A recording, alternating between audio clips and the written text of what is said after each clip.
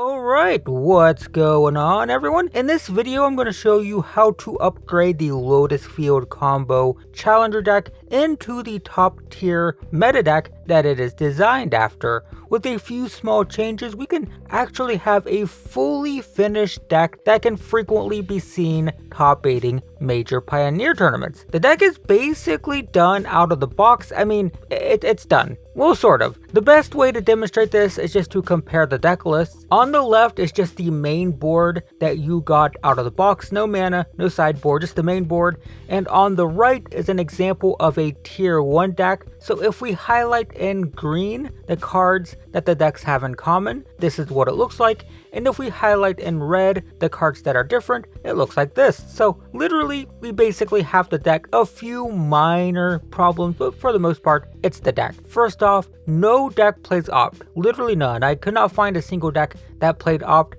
This is just filler. They removed some stuff and then they just filled it with opt just to help kind of filter through your draws to get to the actual cards that the deck is supposed to have. So a reasonable sort of filler card, but no decks play this. So if you want to remedy this problem, first you're going to take out one opt for one dig through time. Most decks are currently playing 3. They used to play 4. A lot of decks used to play 4. Currently they're playing 3. Your deck has 2. So taking out one opt for your third dig through time makes a lot of sense. And then next we need to take out an opt for a Bala Ged recovery. This is huge for the deck. We're a combo deck and we're kind of vulnerable to like counter spells and stuff. So being able to get stuff back from the graveyard, very important. 100% of the decks I saw played 2 of their recoveries and 0 played opt. So one opt, one recovery, that's an easy switch. Likewise, you can take out a forest for another recovery because again, 100% of decks I saw played 2 copies of the recovery, and every single deck I saw, well, like 90% of them were playing 25 lands with a combination of MDFCs. Like they play 22 lands and 3 flip lands, or 21 lands and 4 flips, whatever. The point is 25 lands generally. So in this case we have 23 lands, we have 2 recoveries. That's exactly what we want. That seems to be the exact ratio that most decks are playing currently. Now this leaves us with 2 remaining ops in the deck, and this is where things get really fun because this slot is very flexible. Every deck varies a little bit here, but the major players are Emergent Ultimatum, Main Board Omniscience, and Wolf Willow Haven. Almost every deck looks exactly like your exact deck list, but these 3 cards are never consistent. There are decks that focus a little bit more on Ultimatum, some are playing Main Board Omniscience. It varies a lot from deck to deck, so no deck is exactly the same. But from what I've seen, no deck plays more than 1 Omniscience, and the decks that do play the Haven 100% of the time play 2. So basically, if you want to, you can take out 2 ops, you can put in 2 Havens, that's totally fine. Alternatively, you can take out those 2 ops for 2 Ultimatums. This is also very common. Or you can take out the 2 ops for like 1 Omniscience, 1 Ultimatum. Basically, any combination of these 3 cards in the place of opt is an improvement because no one plays opt.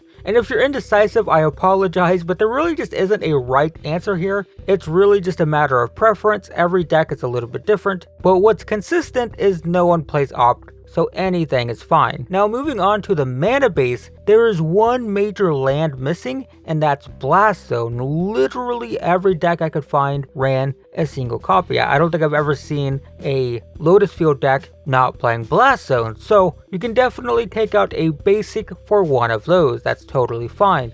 And then after that, it's really just a matter of replacing basics with dual lands. You can keep the temples. Most decks play a couple temples. The scrying is very relevant in a combo deck, right? So a tap land, the deck doesn't play a lot of early kind of tempo-y stuff. It's not an aggressive deck, so a tap land on turn 1 or 2 totally fine.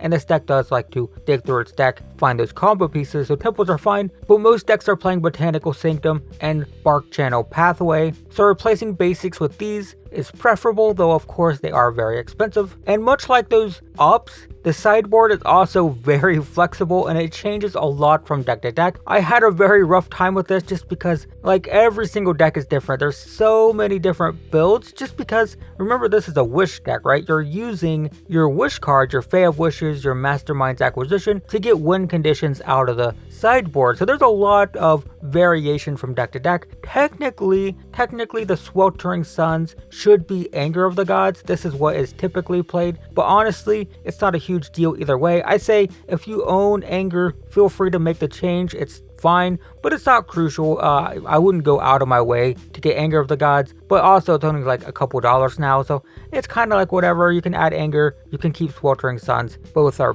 reasonable. They do sort of the same thing. The same is true with Negate. This is basically never played. It's usually Mystical Dispute, and most decks play like 2 to 3 Mystical Disputes, but Negate never really played. Mystical Dispute much more common, so if you want to negate for Mystical Dispute, that's pretty reasonable and fairly common. As for the rest of the sideboard, again, this changes a lot, so just to go over some of the extra win conditions that this deck sometimes plays. It plays Jace and Niv Mizzet. Jace can insta-win if you run out of cards, which is possible when you're drawing half your deck at a time, and Niv Mizzet combos with Peer into the Abyss to one-shot the opponent. The mana cost seems tough, right? Like, how are you going to cast this in a 3-color deck that's not even red? But remember, Lotus Field. If you have 2 Lotus Fields, you can tap 1 for 3 blue, tap 1 for 3 red, not a problem. And once Niv Mizzet is in play, it deals damage based on, the number of cards you draw, and Peer into Abyss lets you draw half your deck, which just kills the opponent with Niv Mizzet in play. It's also common to see 9 Lives and Ugin the Spirit Dragon in sideboards. 9 Lives, like most decks are playing it right now. Ugin is like a 50-50 sort of thing. They're just excellent sideboard wish cards to get. So absolutely possible to add these if you want. As for how to make room for cards like this, for Jace, Niv Mizzet, Ugin, all these cards, your deck has 3 Thought Distortions in the sideboard, but most decks are only running 1 or 2, right? Because it's a wish deck, you just wish to get 1 and cast it once. You don't really need 3 necessarily, so that gives you a couple slots to add some of these other win conditions. Also, a lot of decks are cutting out Shifting Ceratops now. The Ceratops is a force against control decks. It's amazing, but if that's not an issue, Niv or Ugin can work just as well. That's totally fine. And that's it. Essentially, this video was rough for me just because there's so many flex slots. There's so many little cards that kind of change from deck to deck, because the core of the deck, of course, is just the Lotus Fields into the mana untappers into the wish card for Approach of the Second Sun. You have the core deck. There's just lots of little cards around the edges of the deck that change based on preference of the deck builder. But the good news is you basically had the deck out of the box. It's just a matter of making those little tweaks if you want to. So that's the deck, guys. I hope that was helpful. Check out the other guides if you're interested. But in the meantime, thanks for watching, and I will see you in the next one.